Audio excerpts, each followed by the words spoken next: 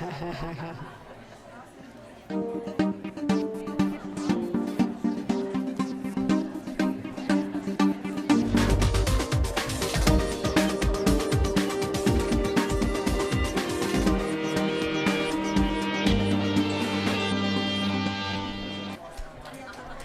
evening and welcome to our first Committee of the Whole meeting of the 2017 school year.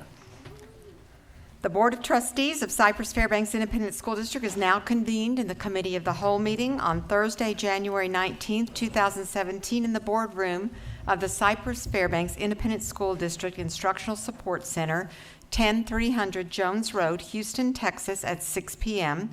for the purpose of reviewing that portion of the Monday, January 23rd, 2017 school board agenda designated as action items to hear designated reports and recognitions posted in the meeting notice as required by Texas law.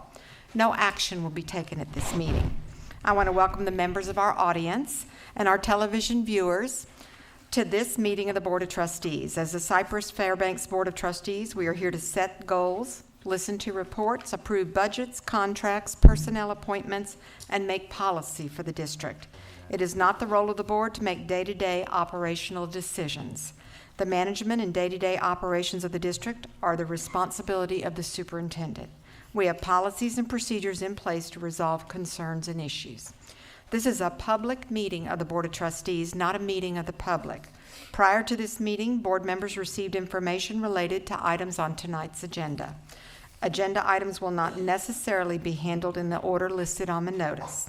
The meeting is open to all who wish to attend and hear the matters discussed. During the course of this meeting, the board may determine that a closed session is necessary. In that event, the board will meet in closed session to consider matters duly posted for this meeting as permitted by sections 551.071 to 551.084, inclusive of the Texas Government Code. These proceedings are airing live on CFTV Channel 16 and CFTV online on the district website. They will also be rebroadcast throughout the month on Channel 16 and available as video on demand on the website. For the tape to adequately reflect the proceedings, I respectfully request that you please refrain from talking while others are speaking and that all cell phones are turned off or in silent mode. Thank you for taking the time to be with us this evening and for your interest in Cypress-Fairbanks ISD. I'd also like to take this opportunity to recognize one of our Boy Scouts that are here with us. Alan Ho, Troop 1283, Aragon Middle School, is working on his communication merit badge. Alan, stand up. Thank you for being here, Alan. We're going to hear some reports tonight. 4A, the administration will provide an oral report on student support services. Deborah Stewart and Roy Garcia are our presenters. Thank you, President Migoya. On behalf of Dr. Stewart and myself, we are excited to provide you an opportunity to get an overview of 3 departments this evening, and they will be in this order: guidance and counseling by Ms. Darlene Davenport, also health services by Bevan Gordon, and then student services by Ife Agumake. So at this time, we will move forward and ask Ms. Davenport to provide information to you. You'll have an opportunity to not only learn about some of the services that are provided to our students, also an opportunity to ask any questions at the end that you may have. Darlene? Board of Trustees, Dr. Henry, and our associates. Thank you for this opportunity to provide a brief overview of the Guidance and Counseling Department. First, I'd like to introduce my leadership team. I'll have them stand real quickly. You're just right there. And I will flip the switch. Thank you. As the Director of Guidance and Counseling, I am proud to collaborate with my 3 coordinators. Between the 3 of us, we have over 70 years of counseling experience. Our mission is aligned with the district's theme of CFISD for all. The Guidance and Counseling Department takes pride in addressing the academic, career, and social development of all students. It is our charge to assist in removing barriers to learning so that students can be lifelong learners and productive citizens. All of our campuses are supported by school counselors, and we are very fortunate in our district that we are supported that way. They are all equipped and trained to both counsel and educate all students. Another important part of our guidance and counseling department is our community youth service specialists, and we call them our social workers.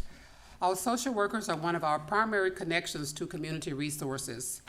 Annually, they facilitate over 4,000 new cases and perform 25,000 services, either through outreach or direct student support.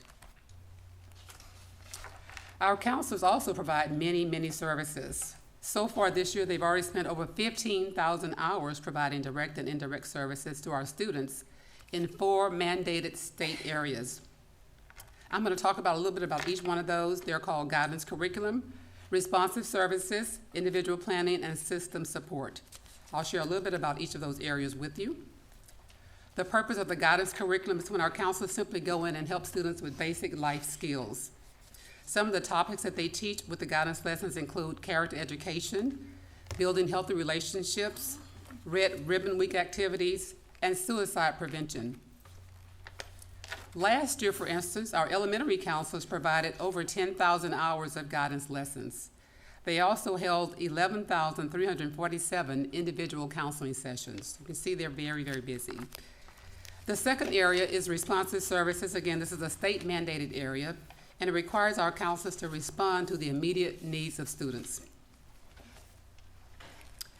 They partner with parents, administrators, our school nurses, and then also community agencies to intervene on behalf of our students who their personal situations are interfering with their continued academic success.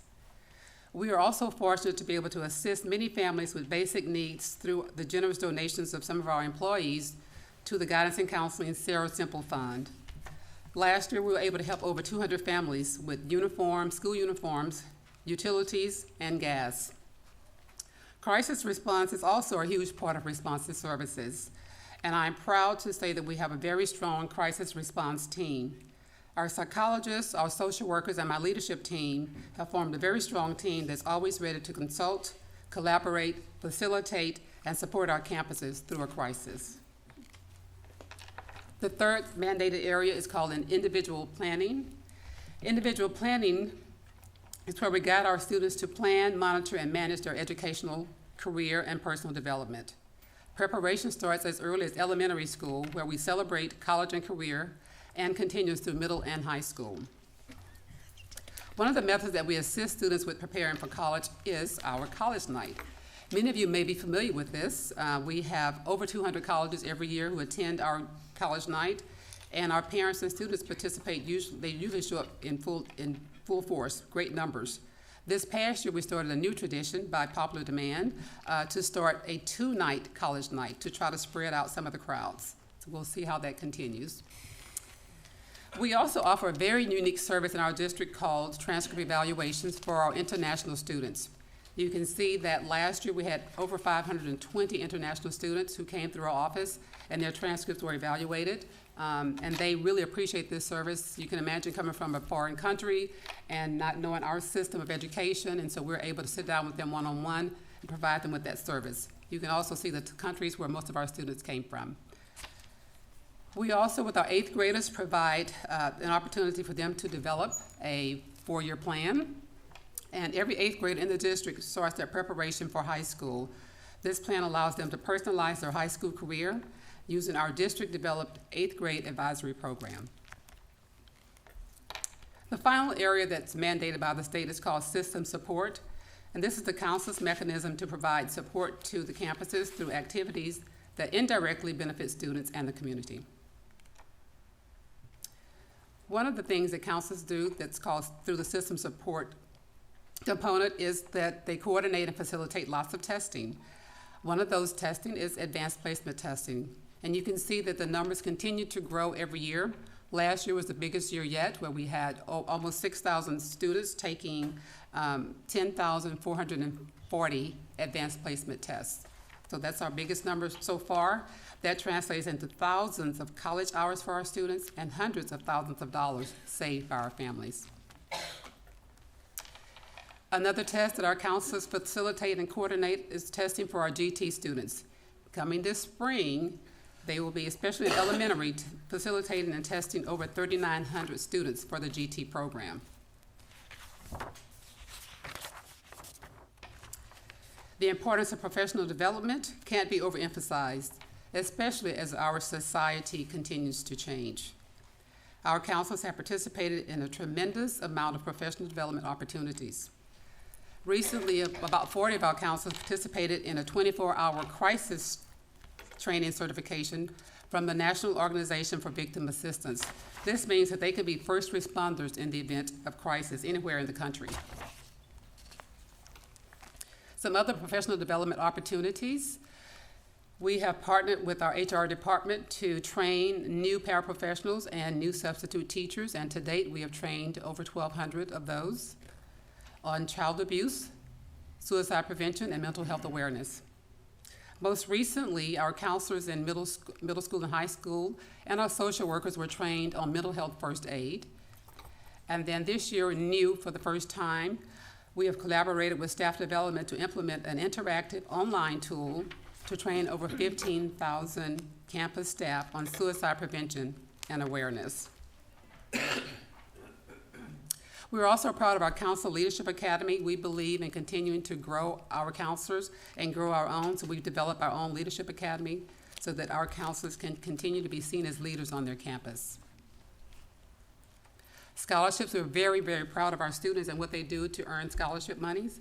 We post on the district website over 500 scholarships every year, and we help facilitate the scholarship application process for our local scholarship donors.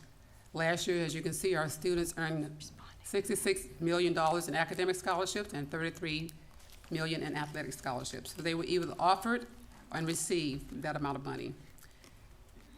And another thing that we're proud of with our counseling department is our employee wellness program.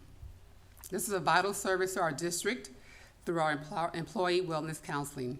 Our licensed professional counselors offer after-hours, voluntary, free, and confidential short-term counseling and referrals for employees who have personal and/or work-related concerns. Finally, it takes but one person, one moment, one conviction to start a ripple effect and make a difference.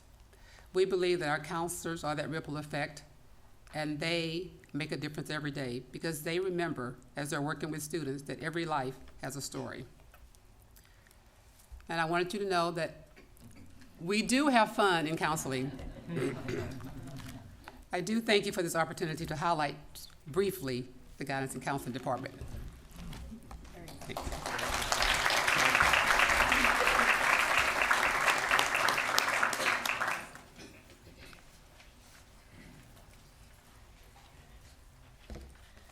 Good evening, President Mongoya, board members, and Dr. Henry. Thank you for this opportunity to share the good work of the Health Services Department briefly. Our department mission is aligned with CFISD's mission to maximize every student's potential to participate in relevant learning experiences. This presentation will illustrate the many ways that the Health Services Department contributes to that goal. Although there is no state requirement, CFISD employs a registered nurse at every campus. This is a commitment to student health and safety shared with only 45% of the nation's school districts. We recognize that the registered nurse has the unique educational preparation and clinical experience required to meet the needs of our large and diverse student populations. We also employ 12 licensed vocational nurses who provide direct support to our most medically fragile students and 44 clinic assistants who provide clerical support at our campuses. Our RNs are an award-winning group. 22 Cypress-Fairbanks nurses were selected as the top 100 nurses in the Houston area by the Houston Chronicle in 2016, and 2 of those nurses were honored to be in the top 10 of those 100. Nurses were nominated by students, parents, and CFISD employees who were impacted by their school nurse. Nurses provide care to students and staff each day for a variety of reasons. On average, nurses treat about 50 students per day. Since nurses manage student health concerns, teachers spend more time teaching, student absenteeism is reduced, and productivity losses for hardworking families are reduced. In addition, the 10,000 employee consultations, school nurses also offer employee vaccines and on-site mammograms provided by industry partners. The provision of these services reduce employee illness and increase productivity losses to Cypher-ISD. Health services staff also manage chronic illness by creating emergency action plans and individual health plans in collaborations with students, parents, teachers, and primary care providers. Nurses also provide education to students to build each student's ability to self-manage their condition by the time they reach secondary education. Nurses also conduct health awareness training for many CFISD employees to ensure the safety of students with chronic illness.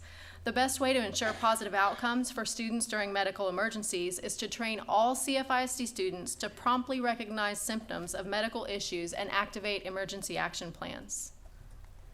Health services staff also conduct state-mandated screening. We report this data to the Department of State Health Services annually, and we follow up with every referral made to a healthcare provider. Since vision is critical to academic success, we also utilize community resources for students who do not pass our vision screening. We partner with local Lions clubs, I Care for Kids, and this year a new partnership with the Houston Health Department called See to Succeed. We transported 1,046 students to the Berry Center for a free professional eye exam, and 98%, or 1,022 of those students, will get glasses delivered to their campus for free in February. Health Services also manages the district's AED program, ensuring that all 282 AEDs are rescue-ready at all times. CFISD is also committed to the strict adherence to the Department of State Health Services immunization requirements. We report compliance rates over 99% every year. Immunizations reduce the spread of vaccine-preventable illnesses like pertussis and measles, which can have catastrophic consequences for communities. Health Services also partners with the Student Services Department for our annual Back to School Expo. For the past 4 years, Health Services has partnered with Harris County Health Department to provide free immunizations, free community vision screenings, and offer a farmer's market, most recently sponsored by Walmart. One of CFISD's newest partnerships is with Good Neighbor Healthcare Center, Cy-Fair. Good Neighbor is a federally qualified healthcare center who's been providing quality, compassionate healthcare in Houston for nearly 50 years. Good Neighbor opened the Cy-Fair Center in late December and is currently operational. Hopefully I'll see many of you at tomorrow's ribbon cutting ceremony. Good Neighbor's operational funds come from federal funding, revenue received from patient visits, and charitable giving. Cypher-ISD does not provide funds for the clinic's operation. Please note that Good Neighbor is still hiring OBGYN and mental health providers, but will soon offer these services. The OBGYN will include prescribing contraception as permissible in Texas law, but will not include any abortion services. The center is available to the entire CFISD community, including employees, and CFISD will provide transportation for the 6 campuses listed here. Good Neighbor accepts a wide variety of insurance, including 2 TRS plans, but most importantly, they will never turn anyone away. Cypher-ISD is also an American Heart Association training center, so each of our registered nurses is a CPR and first aid instructor. Nurses teach CPR on the campuses to ensure campus readiness to respond to medical emergencies. In fact, the 2 nurses pictured here were awarded the American Heart Association Heart Saver CPR Award for performing life-saving CPR. School nurses manage over 200 medical emergencies each year district-wide that require EMS services. So thank you for your support and allowing this good work that I'm so proud of in the Health Services Department.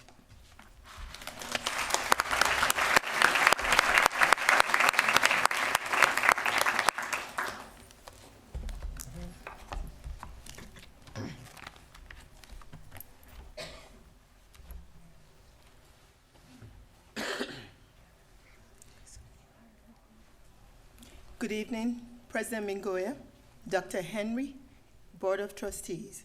Thank you for the opportunity to provide you with an overview of the services and programs supported by Student Services. You've received in your packet a copy of a department brochure, so please feel free to use this as a reference during this presentation. The Student Services Department is responsible for the district goal number 2. The district will provide a safe, disciplined, and healthy environment conducive to learning.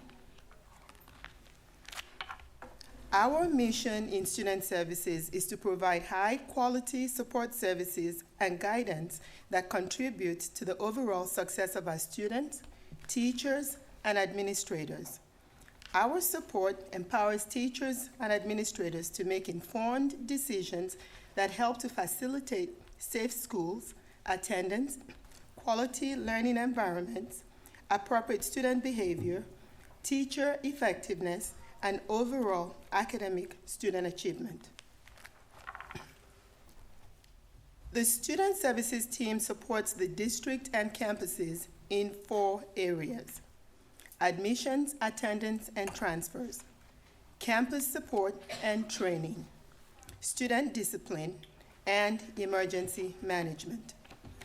The department's 4 directors collaborate with campus and district staff to oversee student enrollment, attendance, and transfers. They provide training opportunities and support for teachers and administrators, and support implementation of processes on all district facilities, utilizing the Student Code of Conduct to guide student behavioral expectations and the Campus Emergency Operations Plan to promote campus safety. At the end of this presentation, my directors are here if you have any questions. Our goal in Student Services is to provide a great customer service experience to our clients the first time we interact with them. In student admissions, the first impression starts with our campus registrars and attendance secretaries.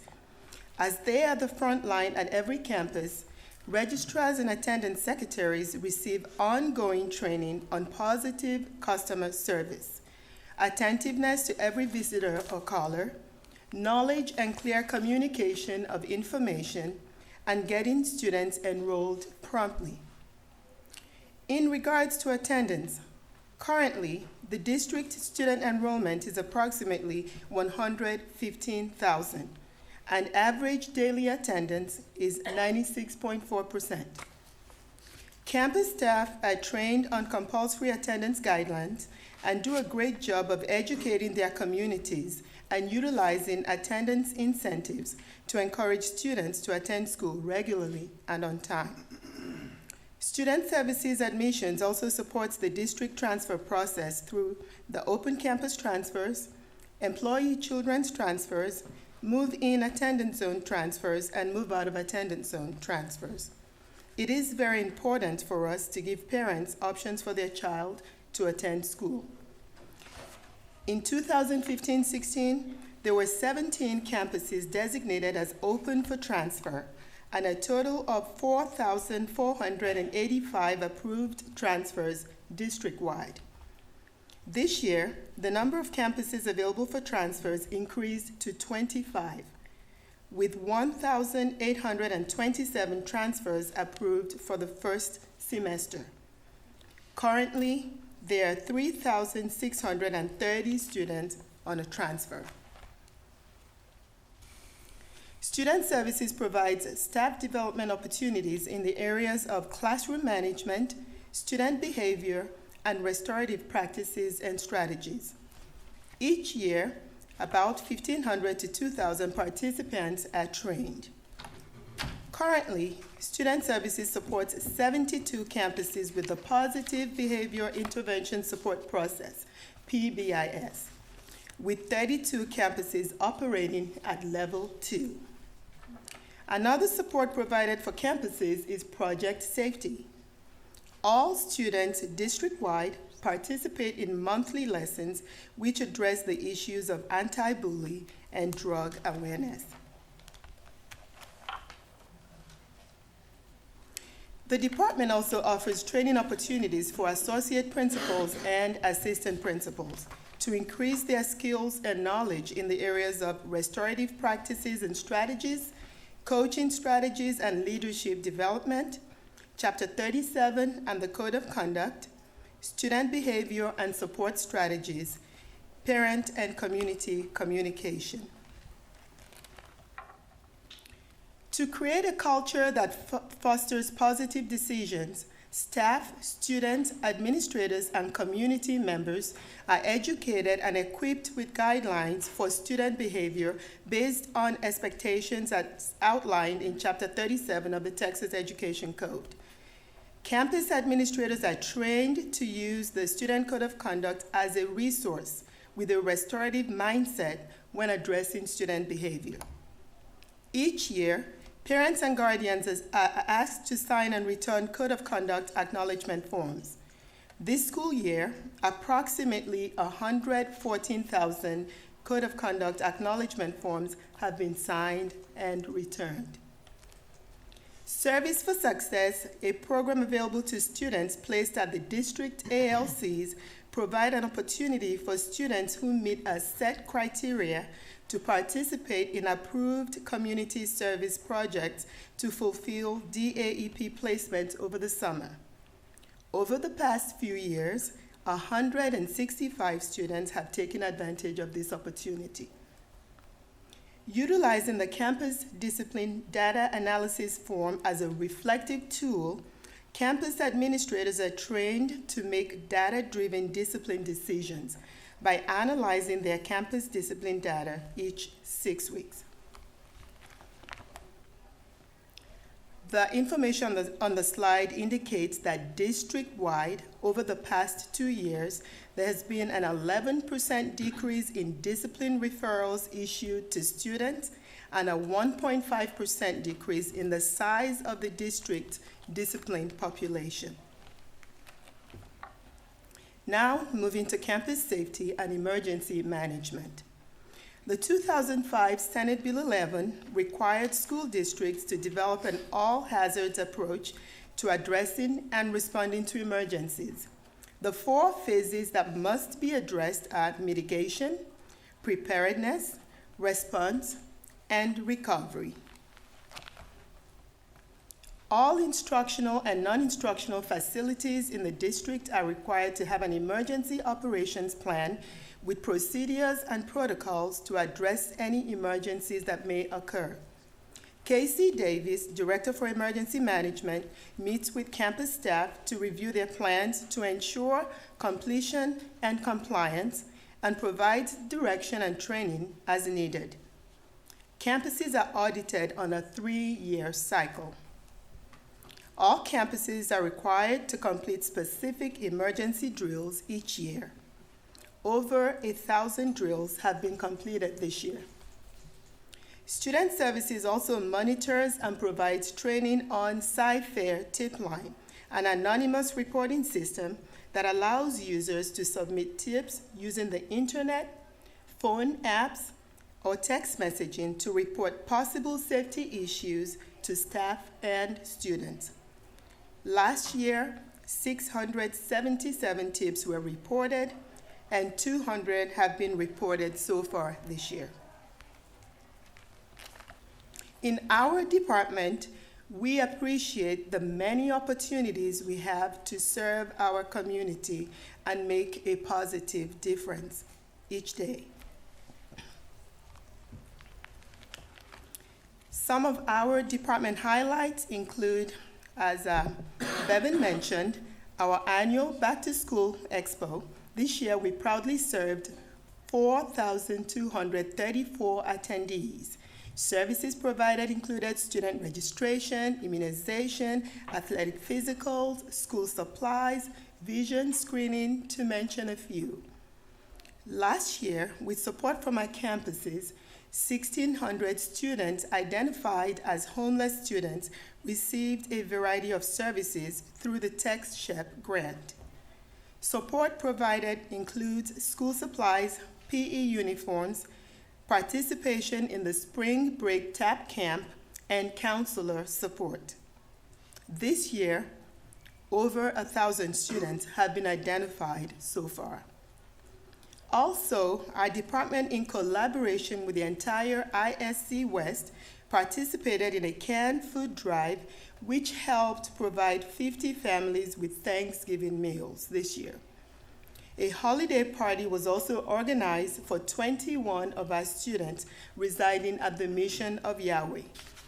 Students received gifts from their Student Services Secret Santa. Graduation. With your help, of course, we graduated 7,693 seniors last year. The efforts of the Restorative Discipline Committee continues to make a difference district-wide. Since its inception, we have recorded a decrease of 8,038 days of suspension issued to students. This, of course, means time in class for our students. On December 1st, 2016, the department held its very first inter-district collaborative network, hosting administrators from surrounding districts in a share session on student services topics. We look forward to our next session on January 31st. This concludes my presentation. At this time, I am proud to share that my entire team is here tonight. Team, can you please stand up to be recognized?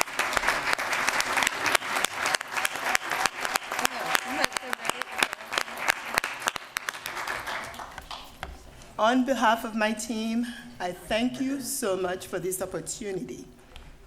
Thank you.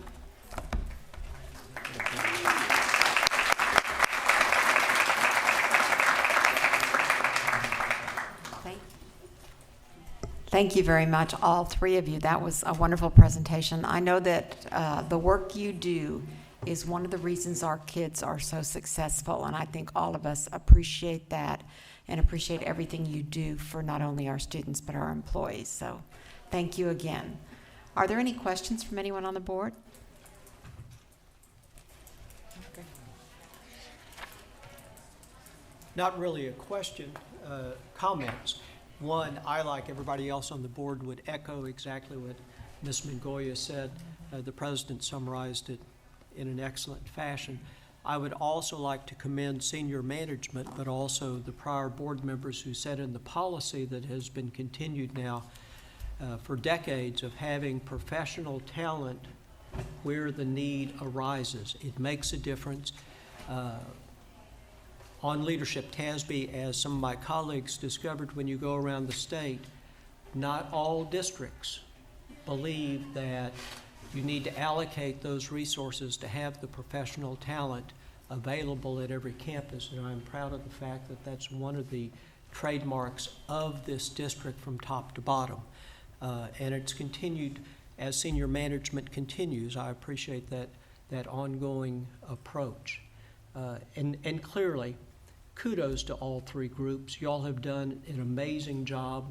The great lesson of Claudio to me, and all principals teach me wonderful lessons, is students can't learn if they aren't in their seat. They may not be learning while they're sitting down, but if they aren't there, they have no chance to learn. And so I appreciate the reduction in suspensions. I know that it puts a greater burden on classroom management, but still the kids have to be there. So thank you. Any other comments or questions? Debbie and I were wondering if we want to take a break and go out to that party in the hall. But if the rest of y'all want to go, you can. Sounds like it's fun. And it's an art show. Okay, I appreciate art. Seeing no further questions, thank you again, ladies and gentlemen. And we will move to our second report. The administration will report on a recommendation to move from 6 to 4 grading periods in secondary schools during the 2017-18 school year. I believe we have two presenters, Dr. Linda Macias and Mary Jedlowski. Good evening, President Mangoya, Dr. Hendry, and board members. I'm going to start off our presentation, and then Mary Jedlowski will continue with it. This evening, we'd like to share some information with you regarding changing the secondary grading periods from 6 weeks to 4 grading periods. In 2009, you approved the change to the elementary grading periods from 6 to 4 grading periods. Since that time, there has been discussion from our principals and teachers and parents about doing the same for secondary. Mary Jalosky will continue with the presentation, but one of the things that you will hear from her presentation is that the secondary principals have unanimously requested this change, and the curriculum department supports this. Mary? Good evening, President Mongoya, board members, Dr. Henry. Thank you for the opportunity to speak with you this evening. I understand that brief is one of the qualifications this afternoon, so surprisingly, I will too be brief. My purpose tonight is to provide information regarding secondary principals' request to reconfigure grading periods in middle schools and high schools for the 2017-18 school year and forward. Principals approached us with the request to consider moving to 4 grading periods. Both middle school and high school principals discussed this issue at roundtable meetings in December. The curriculum staff gathered information for discussion. Surrounding school districts were surveyed to ascertain how they structure grading periods. The athletics department gathered information regarding UIL implications. A subcommittee of 3 high school and 2 middle school principals met in December. Fine arts and athletics staff also attended the meeting. Many of those subcommittee members are in our audience tonight. The subcommittee determined that a recommendation should be moved to Dr. Henry and the cabinet with a request for all secondary schools to move to 4 grading periods for the 2017-18 school year. All principals received an email summarizing that committee's conversation and recommendation. In January, all secondary principals concurred that Cy-Fair should move forward with this change. Principals had additional discussion at roundtable just last week. So the recommendation requests that the district change to 4 grading periods in secondary schools. Principals suggest that first semester still continue to end before winter break and that 3rd grading period end before spring break. The 4th grading period should be longest in order to accommodate STAR and EOC testing, 2 weeks of advanced placement testing, and the final exams, semester exams. All feel that this is a good academic support for students. Students will have more response time to influence a report card grade before the grade becomes final. 2 interim progress checks occur before a final report card grade is posted. Students will have more opportunity to make adjustments or alter their study habits before grades become final. Grading periods, especially in the fall, will not be so very rushed and short. Semester exams will continue to carry the same weight, which is 1/7 of the semester average. So how will this change in grading periods affect or impact students' UIL eligibility? Well, UIL requires all districts to check grades for participation at the end of 6 weeks in the fall semester, regardless of the number or length of grading periods. Thus, students could become ineligible at a 6 weeks point and then again at the end of the first grading period, which occurs 2 or 3 weeks later. However, if a student clears both of these grade checks, he or she is eligible until the end of first semester. So students could become ineligible at the end of the first 6 weeks or at the end of any of the 4 grading periods. 5 UIL eligibility checks in all. This is 1 less than the students have in a 6 weeks grading structure. So as already stated, grades will continue to be reported every 3 weeks throughout the school year, and these interim grade checks provide opportunities for students to regain eligibility. Should the board support the secondary principal's recommendation, the administration will bring policy changes to you for first and second reading in February and March. The curriculum team will develop a comprehensive communication plan, ensuring that students, parents, and teachers are all fully aware of the change and all of the associated implications. Teacher training in August will include this topic, and curriculum coordinators will adjust content area grading plans to reflect the change. I'm glad to answer any questions that you might have at this point. Mary, let's recognize our committee if they're here. Members, can you stand? Mr. Hull, Ms. Simpy, yes. Thank you guys for coming tonight. Questions? Dr. Ogletree? Thank you for the presentation, and I can understand why the teachers and administrators would like this change. My question concerns the students, and is there any, if you've looked at other districts who've done this, how would this change affect the students who have either learning, they're not very fast learners or very gifted learners? How will this change affect them? Will it reduce an opportunity if the 4 grading periods are going to be weighted the same? Will it reduce their opportunity in case they've fallen behind or had some difficulty to make up or, to get back on track? And that's my question.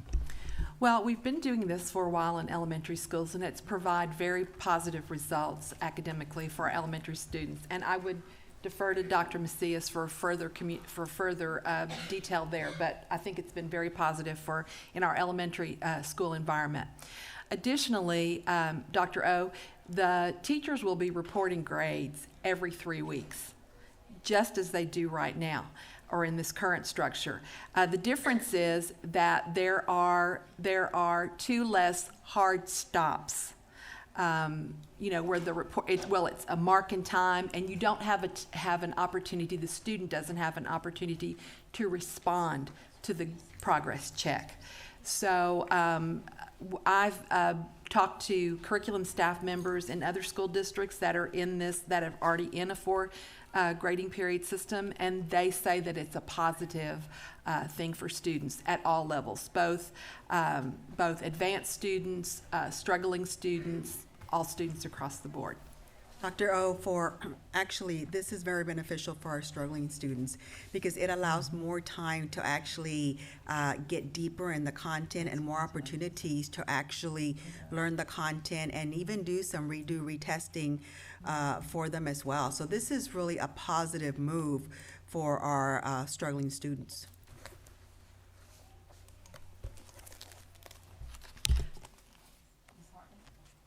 Am I on? Yeah, okay, thank you. I just wanted to say first that I appreciate so much that the principals spoke, you listened, you said, let's talk about this. I think that's one of the great things about our district is that when it comes to the daily lives of our students, we have wonderful people who voice their opinions, and you guys listen. So I want to say thank you for that.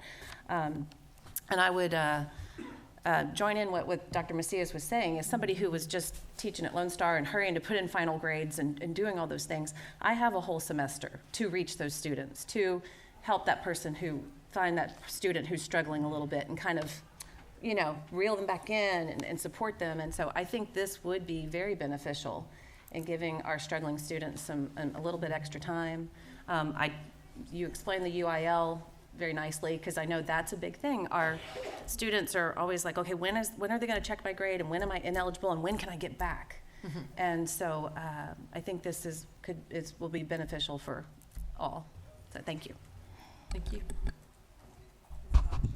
Just a comment. I like the consistency of it throughout the district, that all of our students will be on the same grading period, and I think particularly for parents that may have elementary age school children and secondary school children. I know just with my grandkids, asking them, did you get your report card, and trying to follow the difference, that will be very helpful.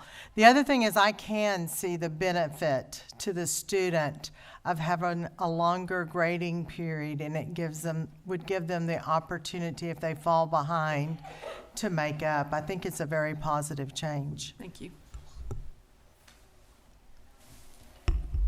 Ms. Somebody Blackshear. else up? Who's that? Me? Mr. Covey? I just want to compliment you because before air conditioning and running water when I was in school, that's what we did. And I'm a shining example of the intelligence that you get from going to 4 testing periods.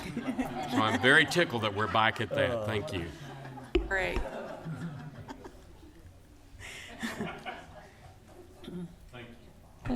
Any other questions, comments? I'm sorry, excuse me, Mr. Jackson.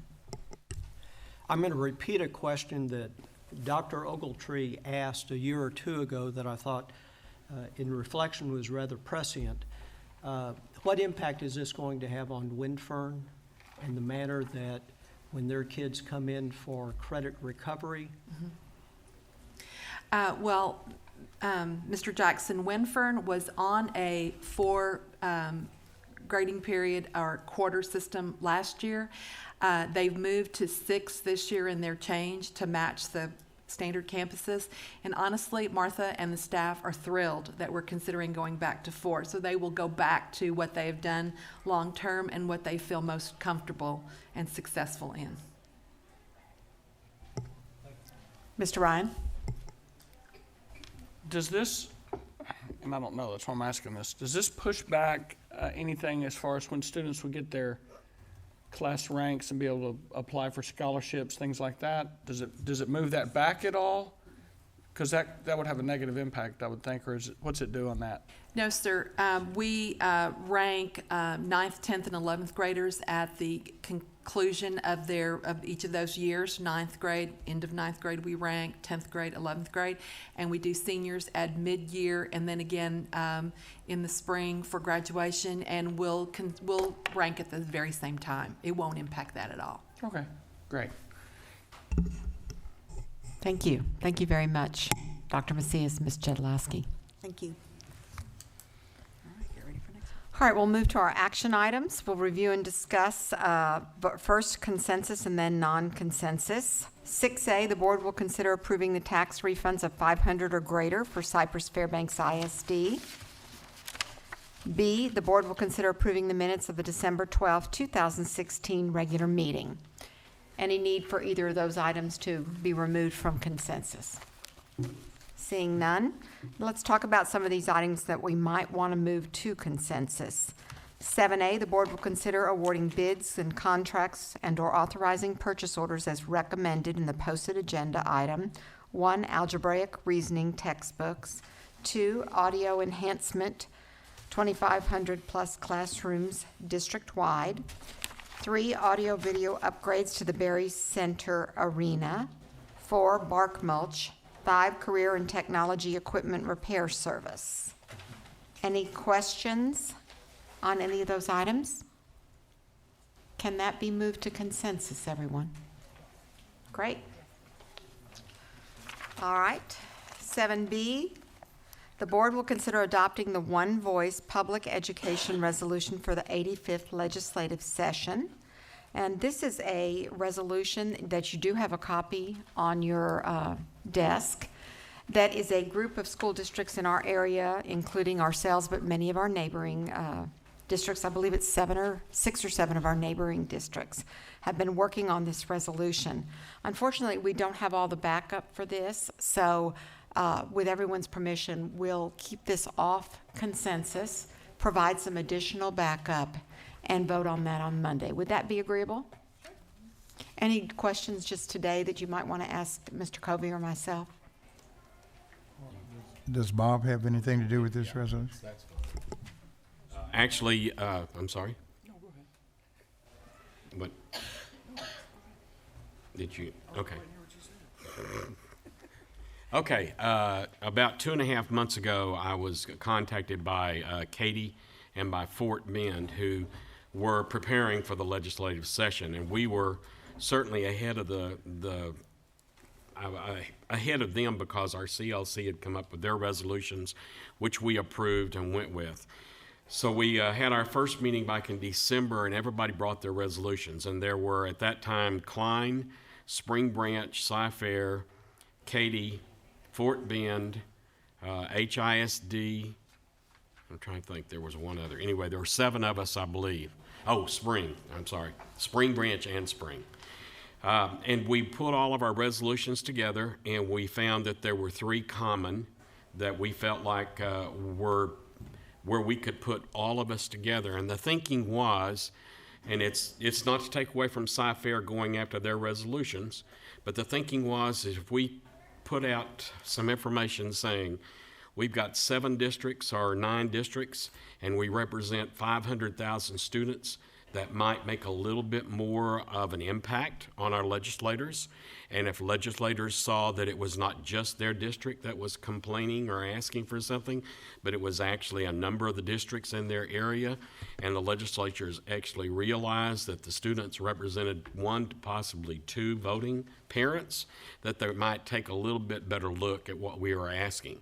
So that's basically what it is. And I will tell you that we were trying to rush this so everybody could get it voted in their own agendas at their own board meetings so we could start with some information.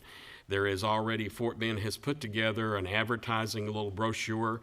They've got one that's pretty big, and then they've got one that is like a handout, a card that's pretty concise. And it's not that we have to use that, and the good thing is they're putting it digitally so that we can adjust it to Cy-Fair, but it'll also show all the districts at the bottom that are involved in this. So that's what the thinking was behind this. We were trying to rush this, and I have to admit that Darcy and I were both at a meeting in Austin, and I was online with Fort Bend saying, you got to get this over so we can get it on the agenda. So they got over what they could at that point in time, and they've got more of it now, and I will be glad to send it to all of y'all so you can look at it, okay? And I'll also tell you, we don't have to adopt all 3 of the resolutions if you don't like the way they're written. So just going to let you know. I think our agenda item is for just the one general Right. resolution. So does that sound like a plan for everyone? All right, we'll talk about that on Monday then.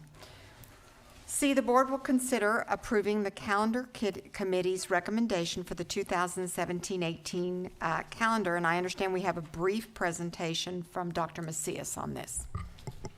Brief? No, I'm just kidding. I'm just kidding. That's what my notes say, Dr. Macias. Yes.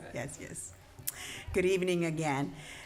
This evening, I will be sharing with you the District Calendar Committee's recommendation for the 2017 and 2018 instructional calendar.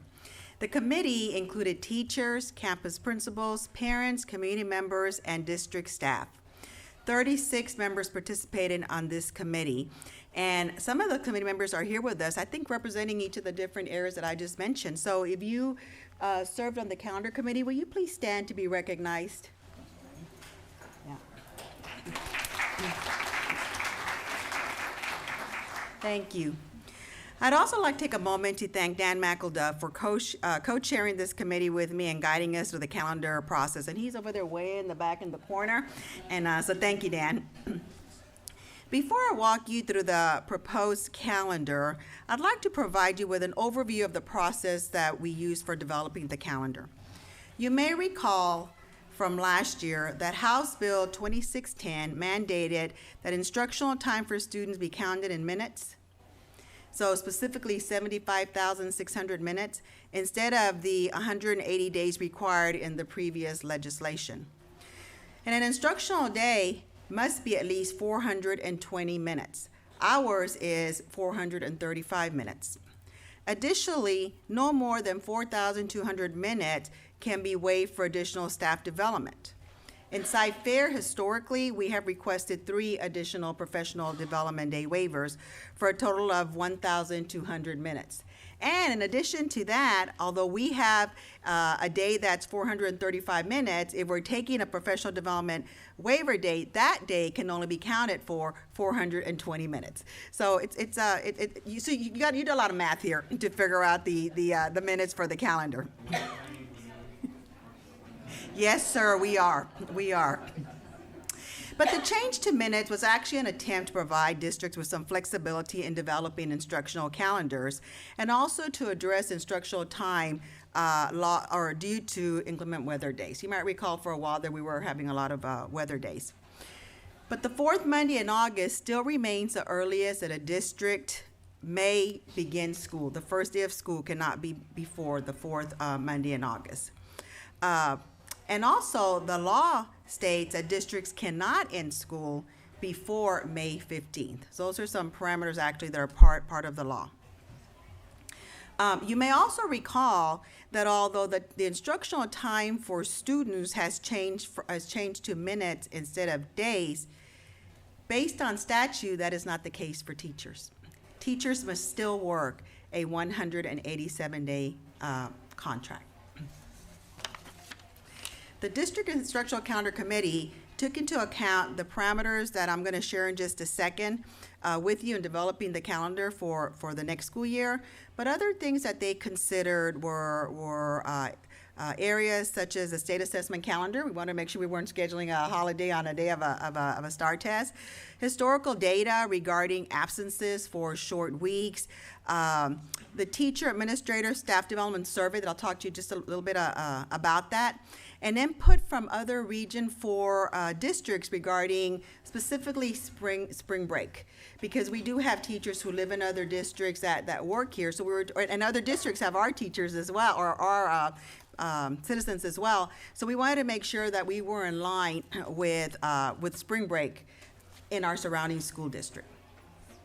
So of the 36 members present, all supported the calendar that is being proposed to you this evening. So the calendar before you was built on the following.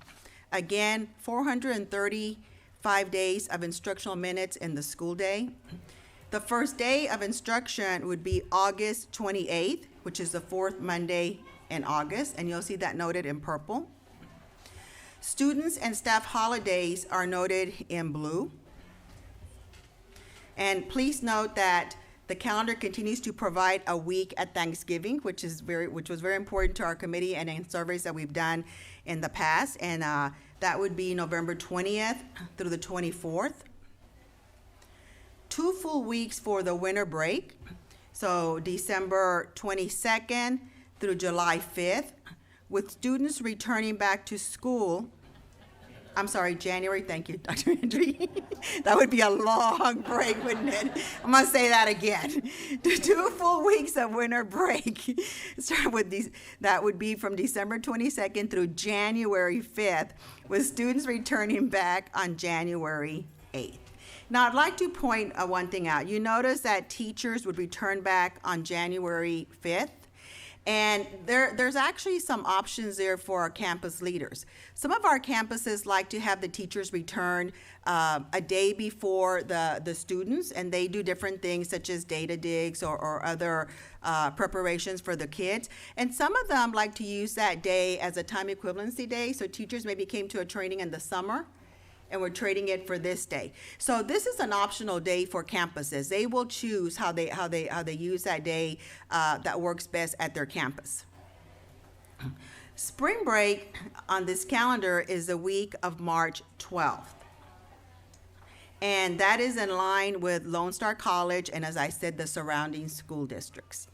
And we always get asked, is that in line with A&M as well? And the answer is yes, it is. UT as well. Mr. Tom, UT as well. We make to check that as well.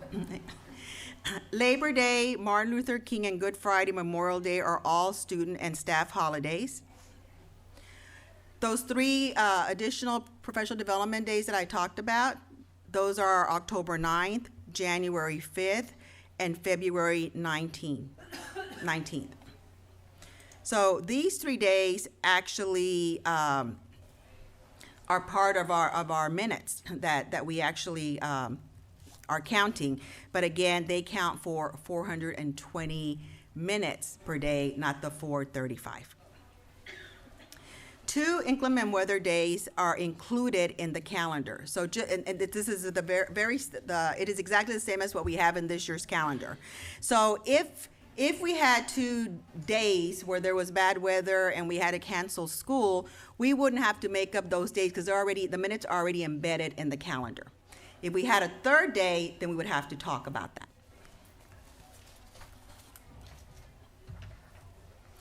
And you'll note that these inclement weather days are noted on the calendar on the 19th of February and on the 4th of June. And they're only noted there because the state says that we still have to note them on our calendar, but they truly are embedded in our instructional calendar. The last day of school will be June 1st for our students. And then for our teachers, it will be June 4th.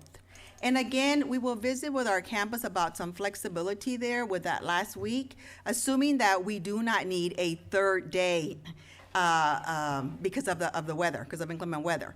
If we see that last week that we're going to be able to finish the school year, then that'll be some options for our campuses to either have that as the last day for closing the year out, or possibly that week before having teachers work a couple of hours to build for that day. So that'll be some flexibility for our campuses as well. Because our teachers have to work 187 days, 4 additional professional days are again added to the front of the calendar. So if you go back and look at August 14th through August 25th, those are 2 weeks where we have professional development for our teachers. We did that this year as well, and it was received very positive. We actually did a survey. We surveyed our teachers and our administrators to ask about the effectiveness of those days, and it was overwhelmingly supported as very positive. It also allowed us to have less days where we're pulling teachers from classroom for training because we did it all up front for them. Let's see.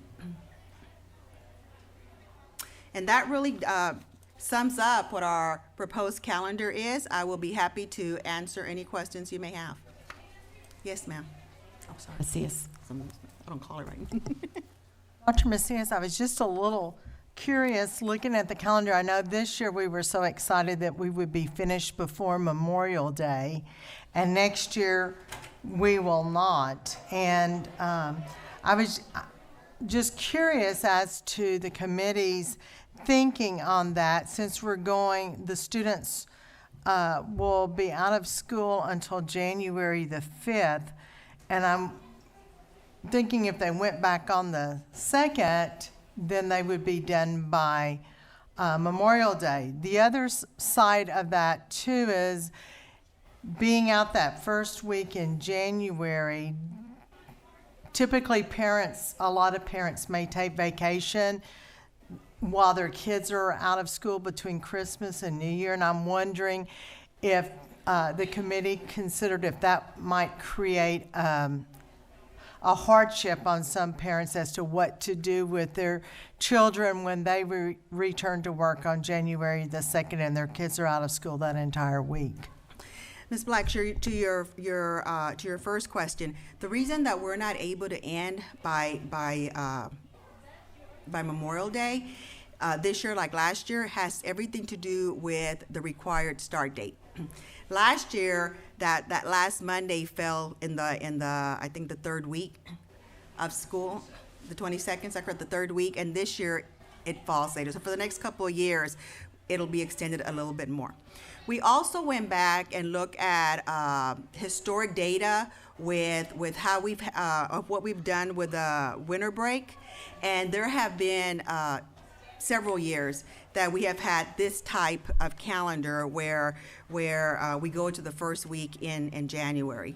And then thirdly, I would just like to add that the reason why the committee the main reason why the committee supported this was an instructional reason, and that is it allowed more days in the fall semester. The fall semester is very cramped as it is, and so we actually did look at starting the winter break on December 18th, but it severely impacted the instructional days available in the fall semester.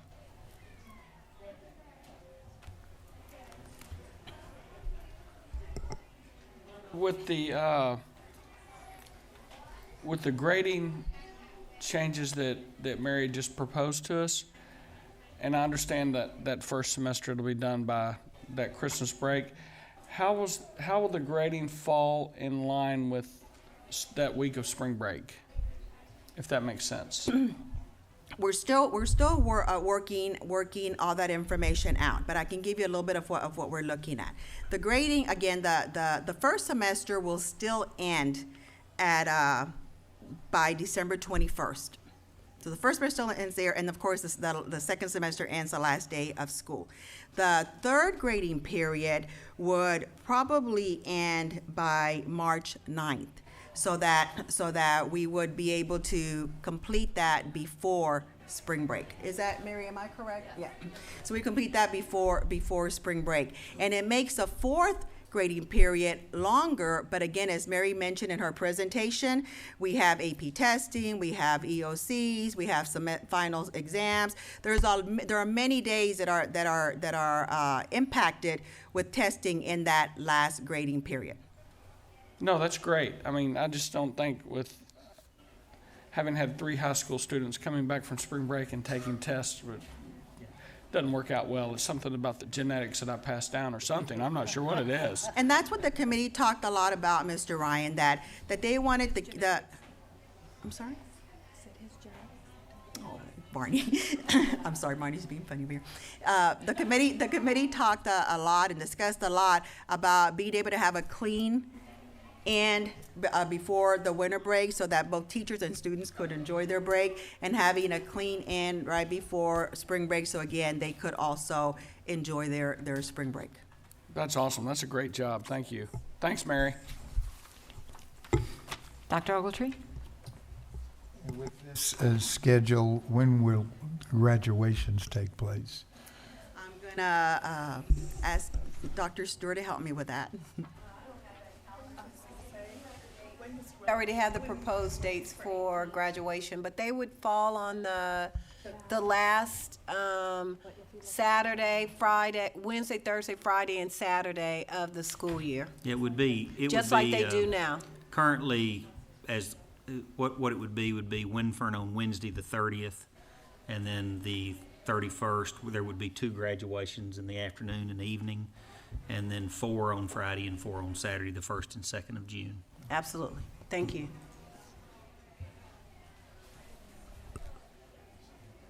Any other questions? Do we want to put that on consensus? Everybody okay with that? All right, we'll move that to consensus. Why don't we take just a 2 or 3 minute break so that our audience can decide whether or not they want to stay for the rest of the meeting? We'll just, it is not a test, it's a ability for you to leave without appearing rude. So we'll see you in a couple of minutes.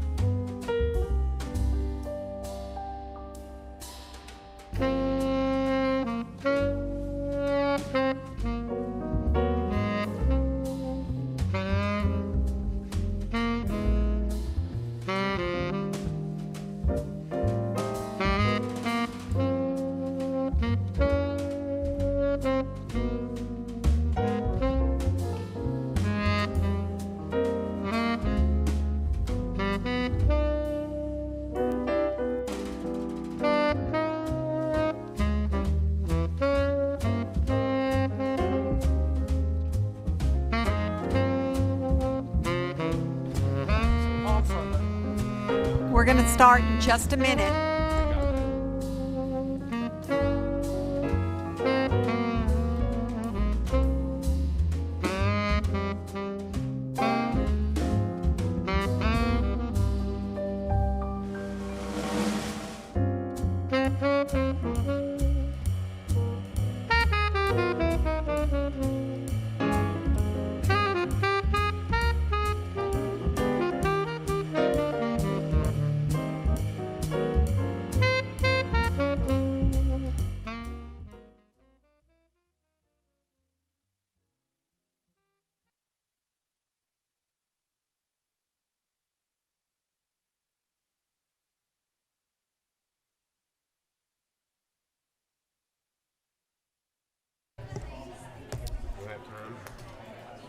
All right, we're going to go ahead and get started.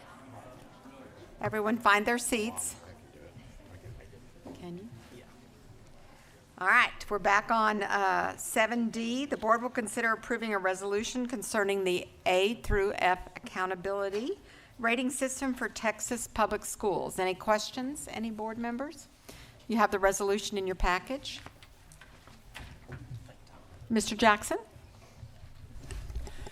Dr. Henry, this question is for you, but I suspect Dr. Macias can join in as well. And it's a question that I asked my rookie year, and I tend to ask it, well, everybody knows I just recycle all my questions or those from other board members. For the A through F system,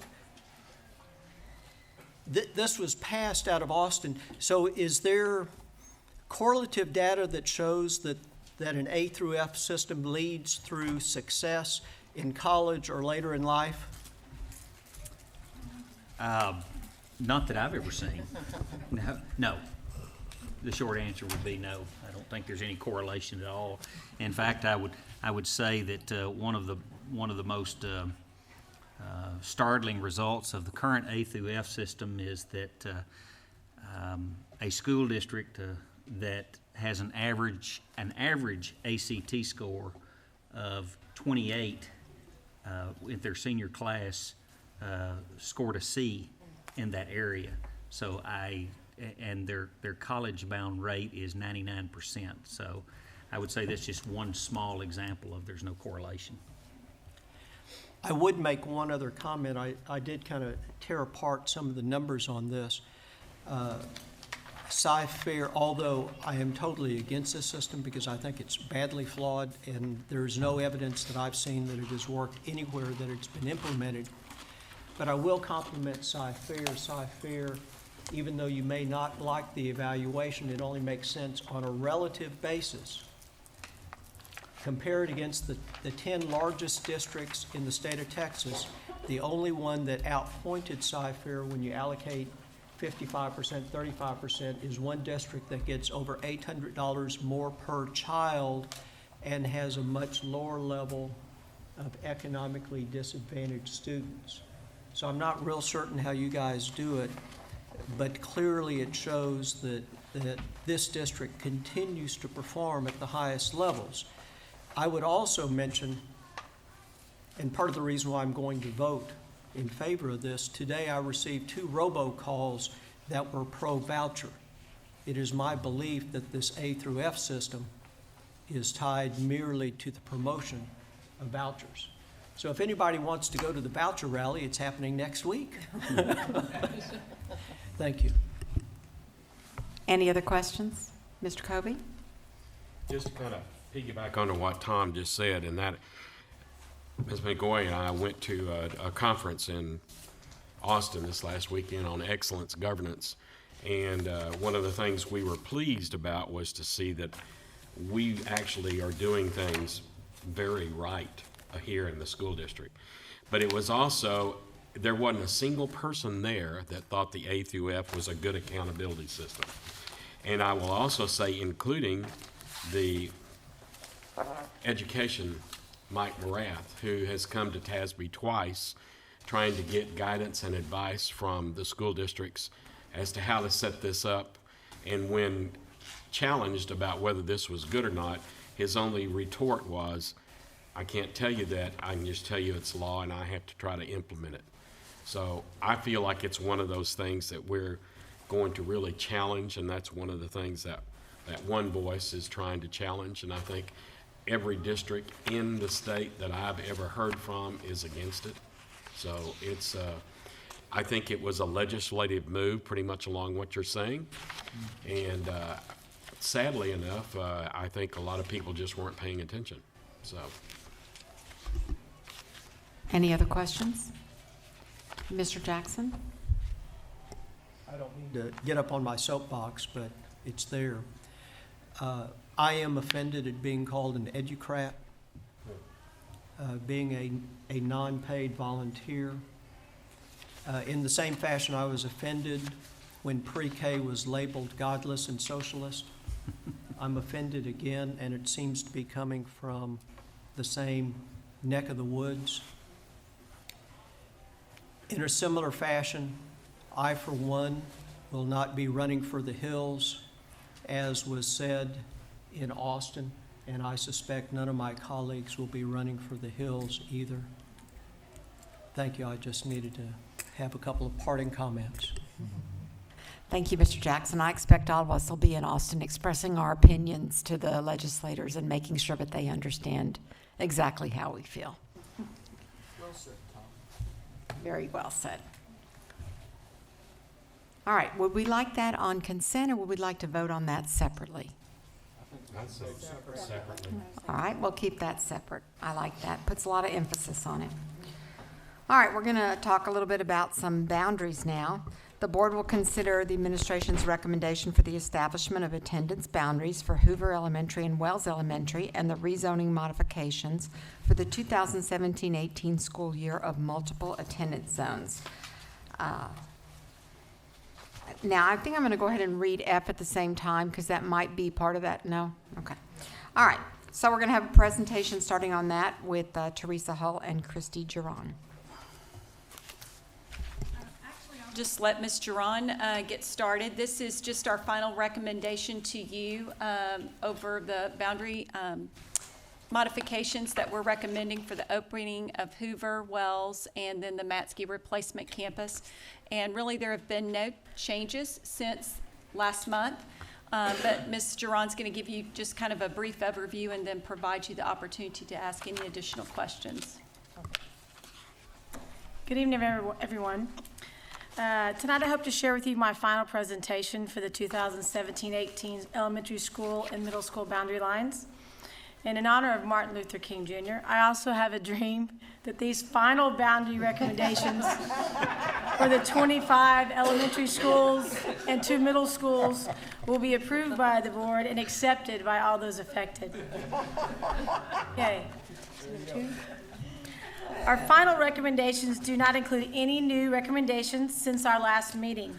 This means our boundary proposal that I presented to you in December has not changed and is now our final recommendation. So to review, we would like to open Wells Elementary in Bridgeland with the recommended boundary changes. We would like to expand the boundary lines around Joel Elementary, only to open a new concept campus, Hoover Elementary, serving grades EE through 2nd grade, and having Joel Elementary serve grades 3 through 5. Open an entire new school to replace the original Matsky to better serve that growing area, and also to approve additional boundary changes that the boundary committee felt necessary in order to provide relief into aligned feeder schools. Okay, so I'm going to provide a really quick review. Again, these are our current elementary attendance boundary lines. The 3 red stars are the new elementary campuses that will open in the fall of 2017. Wells Elementary in Bridgeland, Hoover Elementary with Joel Elementary, and finally the Matsky replacement campus. Number 4, page 4. This map shows all of the areas that we are recommending for a boundary change. The majority of the changes were made in order to populate the 3 new schools. Other changes were made to provide enrollment relief to the campuses that needed it. So number 1, all of the Wells Elementary will come from Pope Elementary. With the Hoover Joel, we had to make a few more shifts. Take a large section of Andre and it is now added to Joel. A large section of Postma was now added to Andre. And finally, a large section of Rennell would now be Postma. With these shifts, we moved whole large communities, and the schools will be totally different. We made Andre be in its own attendance zone, and it will now be a community school with these recommendations. And again, there's a lot of growth in this area when it comes to Town Lake and Mira Mesa. Okay. With the new Matsky, with a much larger capacity, we have shifts as well. Hancock to Matsky and Matsky to Hancock. We had to provide relief for Hancock and to include Matsky in its attendance zone. We took the areas by the new Matsky that were Hancock's zones, and we added them to Matsky's attendance zone. We really have studied this area because this is the only area which we did not touch during the high school boundary changes. And I can tell you that this whole area is growing. Again, we're trying to figure out why exactly. And all of the schools in this area were really under projected this year. So we're watching this very closely. And we feel that the additional changes that we made in December in this area were necessary so that we don't open a school right away over capacity. And because of those moves that we just mentioned, we moved some kids from Matsky to Millsap. Millsap had room, and we needed to move some kids on the west side to Millsap from Matsky. We also provided some enrollment relief. We moved kids from Moore to Hamilton. Then with a little bit bigger shift to relieve Swinky and Keith, we went from Swinky to Alt, Keith to Alt, Alt to A-Rob, Keith to A-Rob, A-Rob to Sampson, and A-Rob to Farney. We've also moved Owens to Haregrove and Haregrove to Owens. Also a little bit cleanup with Danish to Bang, and Lowry to Holmesley, and Holmesley to Lowry. So those are all of the elementary changes for those main reasons. And then the next two slides, page 5 and 6, with these recommendations, here are PASS's 5-year enrollment projections. So, and again, these are the same charts that you saw last time. Number 7, these are the current middle school attendance zones. And as a result of one of the changes that we are recommending for the elementary, we need to align the feeder pattern. So if you look at page 8, this change is due to the elementary change from Matsky to Millsap. In order to align the feeder patterns, we need to change the exact same area from Blythe to Hamilton. If we did not, this group would be the only group that would go from Millsap to Blythe and then to Cy Creek. So instead, they will go from Millsap to Hamilton to Cy Creek like other students in that area. Okay. And 9, and then with these recommendations, these are PASS's projections for the next 5 years for those middle schools. Again, it's only about 40 kids. And then with these recommendations, like in when we talked about high schools, we have a boundary transfer rules for elementary and middle school. And for elementary, it says any elementary school student affected by this boundary change who will be in the 5th grade for the 17-18 school year may remain at their current elementary school on a student transfer. If their parents provide transportation, this opportunity will not be available for younger siblings, nor do they have to pay the fee anymore. They used to have to pay a $25 fee, but that is no longer. Okay. And the boundary transfer rules for middle school, it's really the same thing, except we allow the current 7th graders that were going to be 8th grade next year, we allow them the same opportunity to stay and with their parents providing transportation, and the opportunity again is not available for their younger siblings. Okay? So, in summary, I know that all of you have received the community input. We've had well over 700 emails, and you've read them all, and so have I. And with that, I want to share with you a little bit of data. So you may want to write some of these numbers down so you can kind of get an idea of how many kids we're touching and how many res codes we're touching and how many areas. So we've proposed that 25 elementary schools and 2 middle schools change their attendance boundary lines for 27 total schools in all. We've proposed that 35 res codes be changed, which is approximately affecting only 3,329 students, elementary students, projected students, and approximately 40 middle school students. As of today, we have 54,104 students in our 54 elementary schools. PASSA projected us to be 53,429 for the 17-18 school year. Right now, today, we're almost 700 above that today. Okay, so we are still growing, and we're growing where these new schools are. In closing, also, I've read all the community input, and I've been on this boundary committee since day one. I can tell you that every recommendation was well thought out, and every single department in this district had input and had a voice. We met with all the principals that potentially could be affected. I can tell you that not in one instance did we move kids just to move kids. As I mentioned, we touched about 3,321 students. That is 6% roughly of the entire elementary school population, which I think is pretty good considering the schools that we opened. If you consider 3 new campuses at 1,092 each, we moved about the exact same number of students that for the campuses that we are opening. Okay, which again, pretty good. I also want to share on a personal note that after reading all the input, and keep in mind that I was also on the boundary committee for the high school boundary changes this year, and the ones that are going to go into effect this next year, I would like the community to know that every person on that committee understands change. I moved to Cypher because of the schools, and I grew up in Klein. I lived in the same house for 18 years, and my kids went to 3 elementary schools, Alt, Sampson, and Robinson, 2 middle schools, Goodson and Spillane, and 2 high schools, Woods and Ranch. They're almost 22 and 25 now. Obviously, I'm a little biased, but they both turned out fine. They had to go where the bus took them. I worked. So with all of this, I asked them over the Christmas break if it ever bothered them when they changed schools. And their response was no. We made more friends because of it, and we ended up back with most of them in either middle school or high school. And as for me, I just wanted them to go to Cypher schools. So the committee's number one priority were the kids. We're a growing district. Schools are being built, and with that, changes have to be made. The committee has done an amazing job with this extremely difficult task. And so these are our final recommendations for all elementary and middle schools for the 2017-18 school year. That's it. Do you have any questions? Thank you very much. Mr. Ryan? One thing, Christy, that you, on that last little part, a lot of the parents would talk about going from one elementary school to the other and the fear for the lack of academic opportunities at the new school. And that's just not the case in Cypher ISD.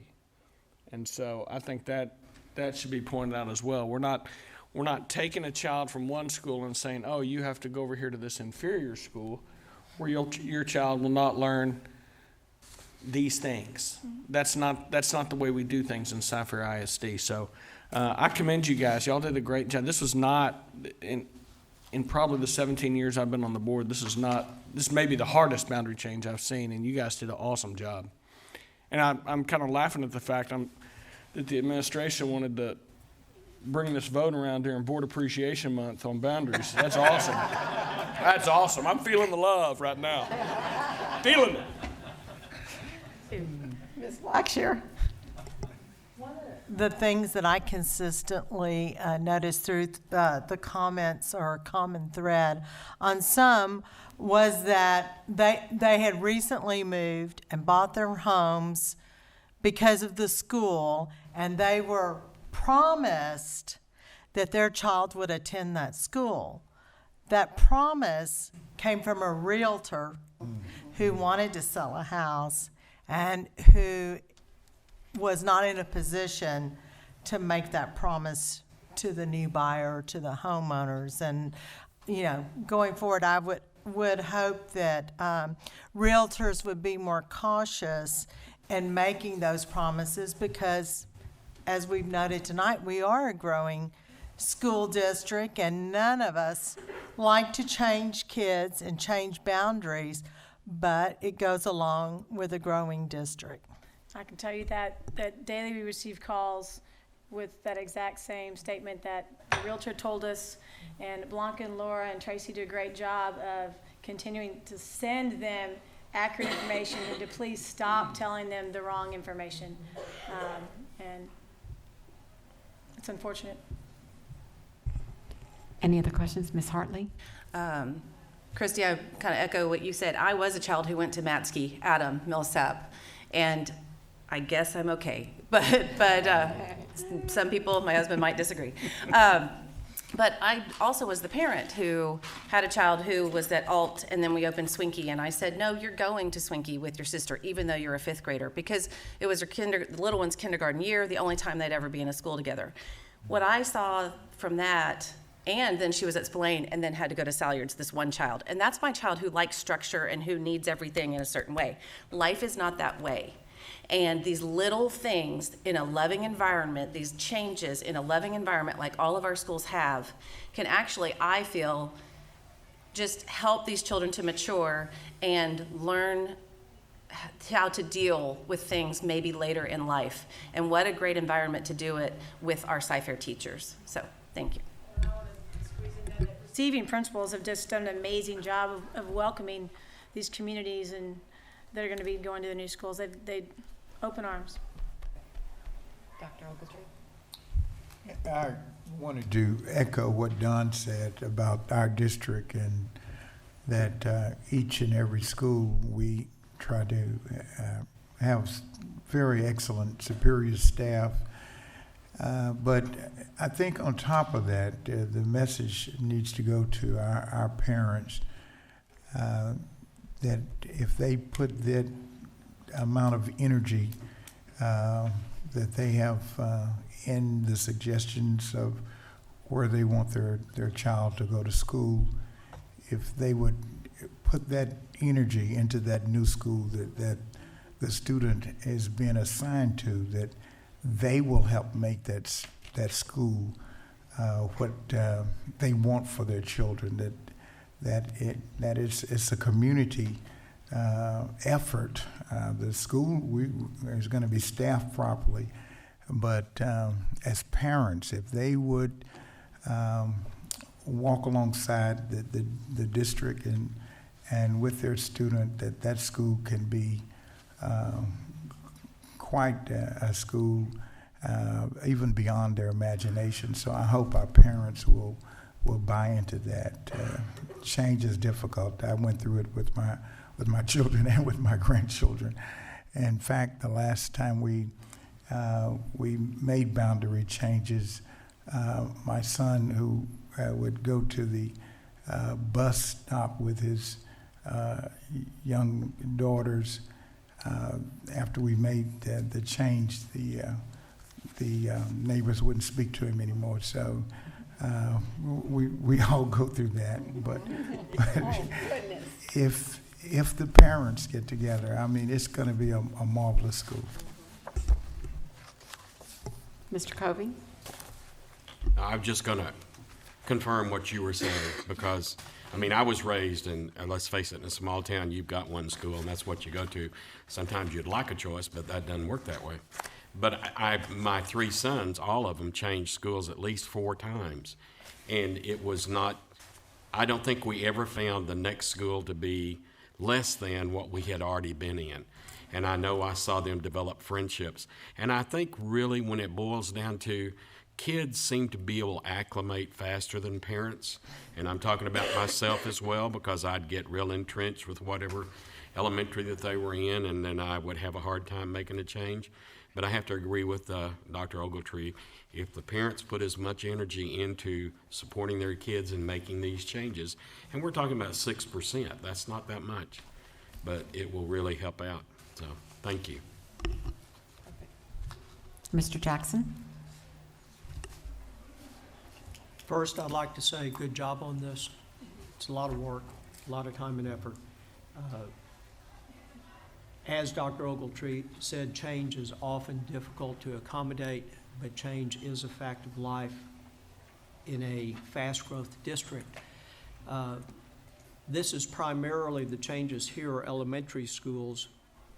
I am a supporter, as the rest of the board is, in our pyramid of services. And so it's entirely possible, although the core academic classes will remain the same with consistent curriculum from one elementary to the other.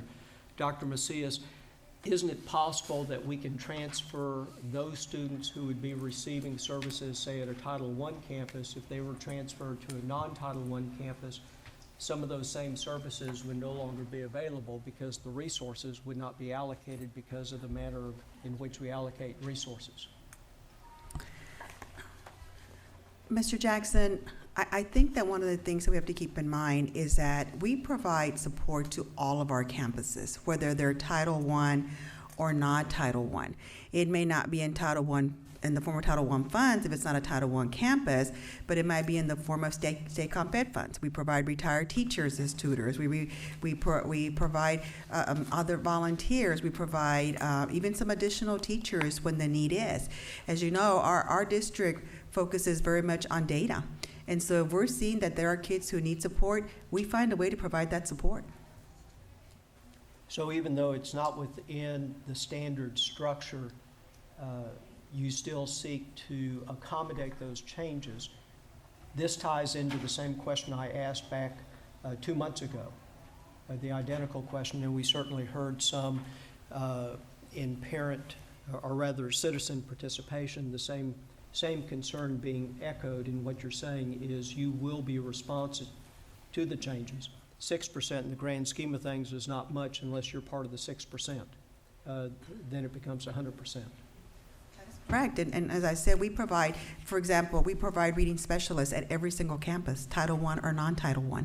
So there are services that we already provide at all of our elementary campuses, but in addition to that, based on need, we also add more.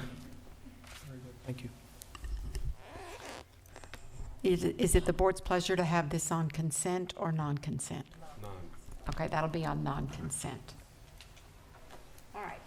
7F, the board will consider approving the administration's recommendation for student transfers to Cypress Ranch High School for the 2017-18 school year. Mrs. Hull, I think we have a presentation from you.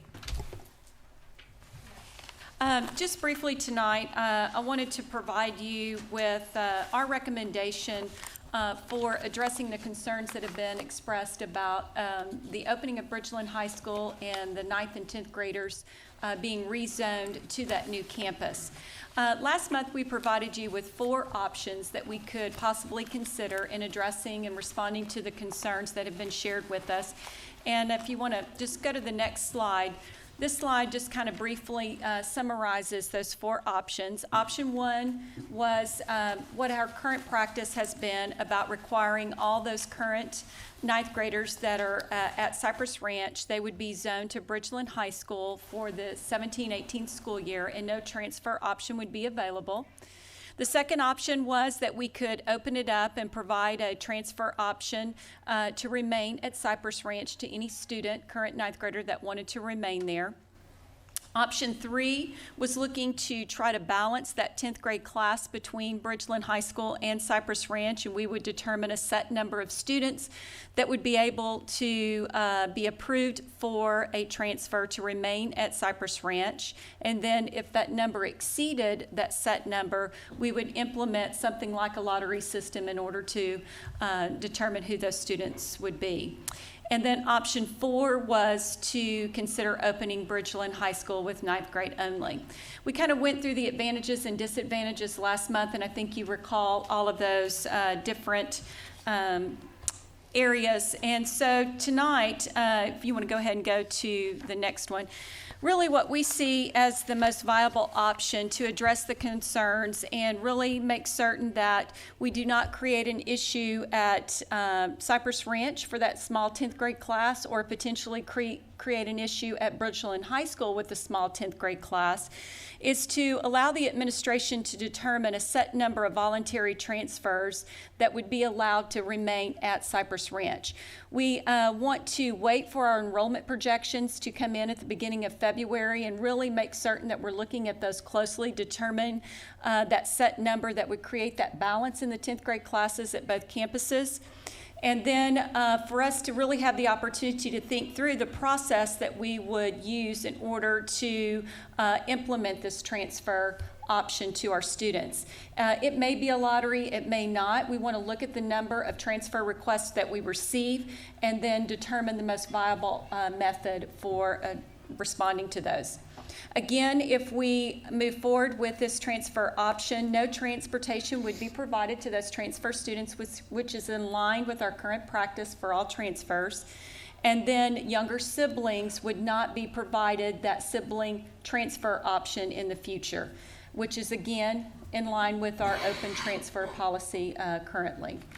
So that is really what we're looking at. As far as the number of students in the 10th grade class for next year that's projected, just as a reminder, projected for Cypress Ranch with the rezoning of all of those students to Bridgeland would be 386, and Bridgeland High School would be 542. So there's a difference of about 156 students if we wanted to try to balance those two classes. So that is our recommendation that we wanted to present to you tonight. I'd be happy to answer any questions you may have. Thank you, Mrs. Hall. Mr. Ryan? First, I just want to commend you guys for your flexibility on this, because I know the high school transfers are never easy. We had several emails, several speakers, and I think you've opened the door that would give students a lot of opportunities if they desire to go a specific route. So I like this. I think y'all did a great job, and I appreciate it. Ms. Hartley? I want to echo what Don said about the flexibility. I had an interesting situation with this. It became a civic lesson for a woman called me talking about her son, who is a current freshman, and he said, well, Mom, okay, so those people that we've elected to take care of our taxes, to look over everything, who ask so many questions, if we've elected those people, why aren't we kind of like okay with the decision that they made? They were presented with information, and why aren't we have trusted them to make these decisions for us? And I said, well, one, your child is amazing because he's thinking about these, to me, big world things that not everybody's looking at. I said, but it's also, you can tell him that what's great about this situation is we support the people and we listen. So if a lot of people bring to our attention something that might need to be revisited, that is also the job of the board. And so I really do appreciate, like Don said, the flexibility, and it's been a really interesting experience, and thank you. Y'all love me. I know. Dr. Ogletree? I think one of the things that I had mentioned, and I guess is, do I understand that that's what you're going to be working on, Dr. Henry, is making sure that Bridgeland opens up with an appropriate or decent amount of students? Is that and when do you think you will have that determination? Well, I think as Ms. Hall says, once we get the enrollment projections in, we will open it up to current Cy Ranch 9th graders. It will be 10th graders next year to see what kind of demand we have. We really don't know. We don't know if we'll have 10 people or 200 people. We have no idea of knowing that. I suspect it will be probably somewhere in the middle of the number that I just mentioned because of a lot of reasons, one of them being a $145 million brand new high school going up out there, and the opportunity to start your own traditions, and a lot of the great people such as our new principal out there, Mike Smith. I think a lot of people are going to look forward to that opportunity, but what we have to do, Dr. O, is sometime I would guess in March, and we've got that number determined. It might be quicker. Ms. Hall might be able to. Our goal is to do that sooner. Okay, 'cause it's sooner, gonna so be a before long- spring break. But the idea, Dr. Ogletree, is, and y'all said it earlier about the elementary school issue, is with the high school issue, we also have to be very conscious of, we want to make sure students that have opportunities at Ranch have opportunities at Bridgeland. And if we hurt either one of those 10th grade classes, then the opportunity to participate in UIL activities, and we can, a lot of people say, well, the only thing that matters is classroom. Well, the classroom's the most important, but UIL and the speakers you heard last month are all tied in with UIL activities. We have to make sure that those students at Bridgeland are not harmed.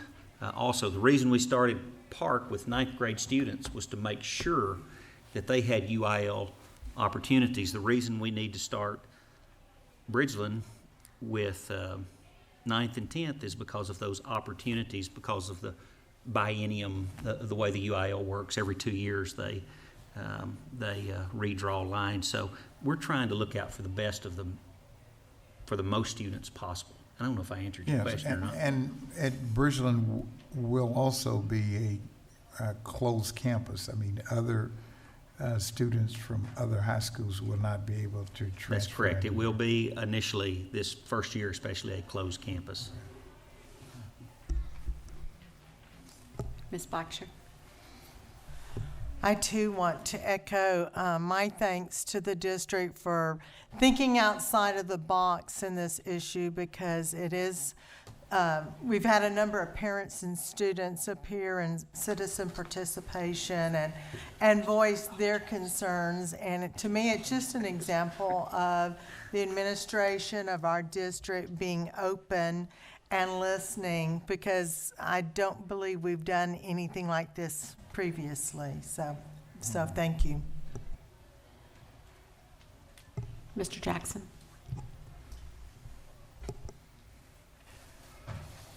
I appreciate the conversation that we've had. I know that over the past 3 months, much of the conversation is centered around athletics as well as UIL activities. The commissioner would remind us that as a board, though, our focus has to be on student achievement. So this question is for you, Dr. Henry, or perhaps Dr. Macias. Do you have anecdotal observations, or is there statistical analysis that shows that continued participation in extra or co-curricular activities leads to academic success or graduation rates, or from a longitudinal perspective, does it lead to greater success in college? Because these are really what we're to be focused on. I'm glad you asked that, and I'm going to give you a couple of examples of each. There was a study done at Columbia University with over 11,000 American teenagers who participated in high school extracurricular activities for 2 years, and they were more likely to graduate from college and volunteer in their communities and earn more money as opposed to those who did not participate. And then another one done in 1978, and I know that's a long time ago. That's actually the year I graduated, so maybe I was part of that study and didn't even know it. But it also showed that high school extracurriculars was the single best predictor of graduating from college with honors. So I think there's some research that backs that up, but also in a 35-year career, I can tell you that students are going to be part of something, and they can be part of something that's wholesome, like all the UIL activities and clubs that we offer, or they can be part of something that's not wholesome. And those kids that get involved with a UIL activity or a club or some organization school-related are going to stay in school, they're going to feel a part of the school, they're going to graduate from school more than likely, and they're going to be more successful. But and I heard someone say this one time, and I've always liked it, said the number one best dropout prevention program we have are UIL activities, and I believe that. Thank you, sir. A question about your transfer option, and I'm inclined to support it. Does this give campus management a little more flexibility in making certain that the opportunities, particularly at the new high school, for those freshmen for additional classes are more accessible? And let me be very specific. When my children went to Levi Middle School, they wanted to take French because they had a number of French-speaking grandmothers in their household, equal number of Spanish-speaking grandmothers as well. The principal at that time said French was not offered, only Spanish was offered as an elective. And we are very cost-conscious in this district, but as a freshman, we often have very high-achieving freshmen, as Dr. Macias reminds us, as to the large number of 8th graders that are taking algebra. They then require additional advanced courses to continue on that advanced track. Is your recommendation, does that help in that endeavor, or are you concerned that that takes away from that possibility? Well, I think in order to have the kind of equal curricular opportunities at both campuses, you need a certain number of students. And certainly if we have, I'm going to just use a number, 500 at each opposed to 701 and 300 at the other, there's going to be more opportunity, for classes to make and for there to be interest. But I will say, and Dr. Macias said it earlier, and I didn't speak up because the board covered it so well, no matter where you live in this district, we're going to make sure that you have equal access to educational opportunities, whether they be classroom or co-curricular or extracurricular.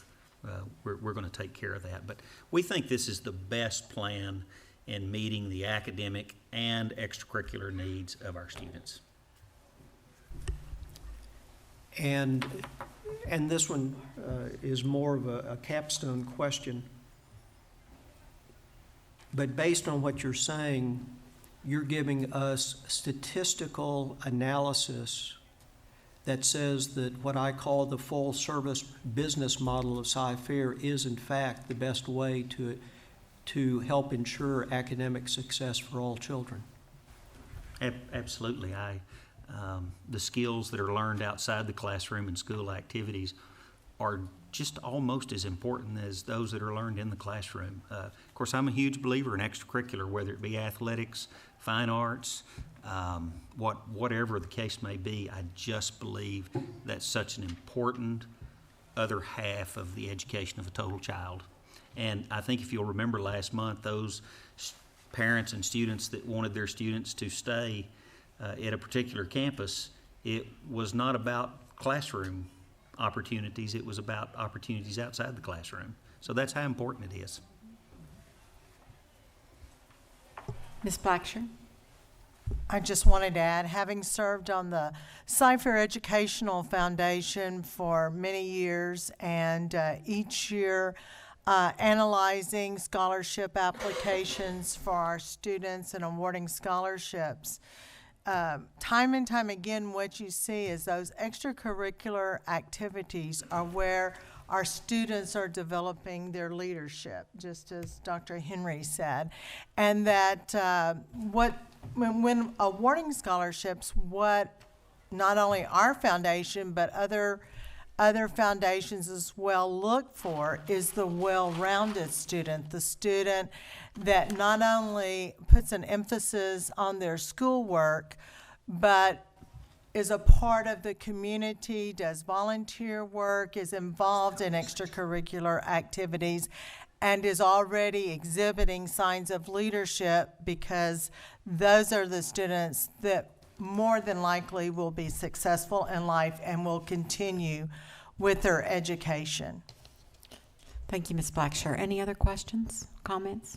Dr. Henry? Just one other comment, because I want to be clear that people understand what I'm saying. As important as it is for students at Ranch to have those opportunities, it's just as important for those students at Bridgeland. And so that's why we developed this plan, was to make sure that both groups had an opportunity. Thank you. I assume we would like to keep that on non-consensus. Very good. 7G, the board will consider approving construction proposals and contracts paid from the 2014 bond funds to the recommended contractors and authorize the superintendent or designee to execute all necessary documents related to such contracts as follows. 1, 2016 Wilburn Elementary School renovations.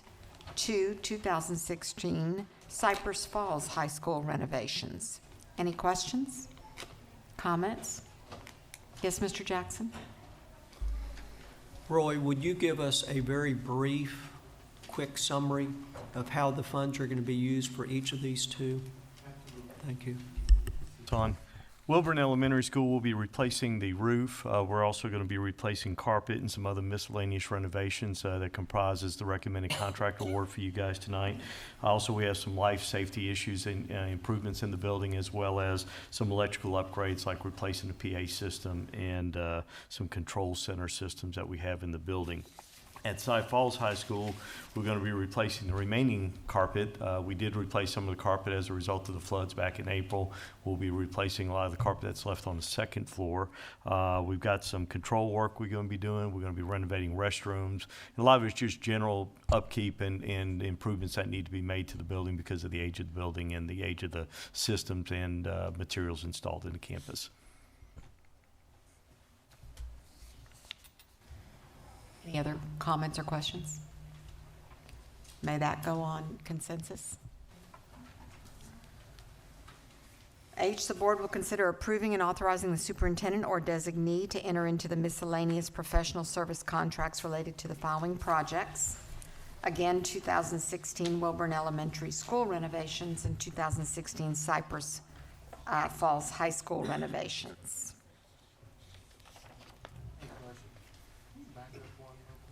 Sure. I just thought of this after the fact, Roy. How much of that money for Falls is actually insurance money? We already taken care of the insurance claim from the flood and have performed those repairs over there. So this is pure bond dollars for the work that was included in the bond authorization. Okay, thanks. Okay, we're back on H. That was a quick question about G. H, any questions? Yes. Can this go on consensus, everyone? Great. Gets to 7I, the board will consider approving the granting of a signal light easement to Harris County, Texas, servicing Cypress Lakes High School. Any questions on this item? May that go to consensus? All right. We were we were tired of Sarah out there holding a stop sign, so we had a light out there. Well, it does sound like a good idea then. We are smarter. The 7J, the board will consider approving the following innovative courses: parenting education for school-aged parents, internet working technologies 1 and 2, intro to engineering design, principles of engineering, digital electronics, aerospace engineering, engineering design and development, advanced placement capstone program courses, AP seminar, and AP research. Any questions on these items? Just a comment. Yes, Ms. Blackshear. I'd just like to say I think they will be all great additions to our curriculum. Mr. Kobe? Mary, you're out there? I really, hello, Mary. No, you don't have to come up here. You can answer it back there. The course about the parenting education for school-aged parents, I was wondering, do we ever offer that for non-students that have kids that are going to, maybe, I've seen that in other districts. I was just wondering if we ever offered that to some of our local community members. I'm sorry. That's okay. No, we haven't. We do have components of that class in other courses, like in health. We have a component of that in health class, but we don't offer it to, are you talking about parents? Right. No, we don't. We have offered parenting classes through a different venue at some of our campuses. Okay. But not that particular course. Okay, all right. Thanks. Thank you. Wait, Mary? Oh, Mary. Sorry. So on that class, the students, does the child already have to be delivered to take that class? It's for students that are expecting children and our parents already that have children in our nursery. We have nurseries at Right. all and it's for both parents, both the. Expectant parents can take the course yes, as well? Absolutely, Okay. yes. Okay. And both Thank you. for both the mothers and the fathers, not just the mothers and the fathers. Okay, thank you. One more. Mary, are there any certifications on any of these courses? Because I thought when I was reading through there, it would elevate somebody to be, have some kind of a certification to be able to work. Are there certifications with this? There are all of those courses. We have teachers at all of our campuses that have certifications that will allow us to offer all of those courses at all of our high schools. No, I was thinking about more along the CTE, and do any of these do that? Industry certs for the students. Right. Yes, there are. I kind of thought when I was reading through it, I saw some. Yes. Okay. Yes, there are. Great. That's You awesome. have a backup that gives you a chart with more information about each of those individual courses. Yes, and there are industry certs associated with several of those courses. Yes. Great. Thank you. You're welcome. Any other questions or comments? Can we move that to consensus? Yes, good. Okay, the board will consider approving on first reading additions, revisions, or deletions to district policies, including 1, CPC local office management. It's a revision of records management. That's the only one we have. Any questions on that one? Can that move to consensus? Great. L, the board will consider approving on second reading additions, revisions, or deletions. A couple of things. 1, FD local admissions revisions. 2, FDC local admissions homeless students. That's a revision. 3, GRA local relations with governmental entities, state and local governmental authorities. That's a revision. And those are the 3 that we have. Any questions on those 3? Can that go to consensus? Great. We're reaching towards the bottom of our agenda. Our superintendent's briefing will be held on Monday. The next 2 items, we are going to go into closed session. Of course, there will be no decisions made. All decisions are made at the board meeting on Monday. I'm going to read those 2 items, and then we'll move into an executive session. We will only come out to close the meeting. There will be no additional comments and for sure no decisions. So we have 2 other items that we're going to be in closed session. M, the board will consider authorizing the superintendent or designee to finalize and execute a purchase and sales agreement for the purchase of property within the Dunham Point Master Plan community located south of 290 along Mischke Road, and negotiate and execute any and all necessary closing documents, contracts, easements, utility services, and development agreements. And N, the board will consider approving the superintendent's recommendation to give notice to Kevin Whitfield that his continuing contract with the district is being proposed for discharge. It is further recommended that the president of the board notify the teacher of the proposed action to discharge his employment with the district pursuant to 21.156 of the Texas Education Code. We'll now move into the closed session under the Texas Government Code, Open Meeting Acts, for the purpose stated that I just read. If the board determines that any final action or decision will be made, it will be made on Monday in an open meeting. Thank you very much, and I do need a motion. I'm Madam sorry. President, I move that we go into closed session under the appropriate provisions under the Texas Code. Thank you, Dr. Ogletree, and thank you, Ms. Hartley.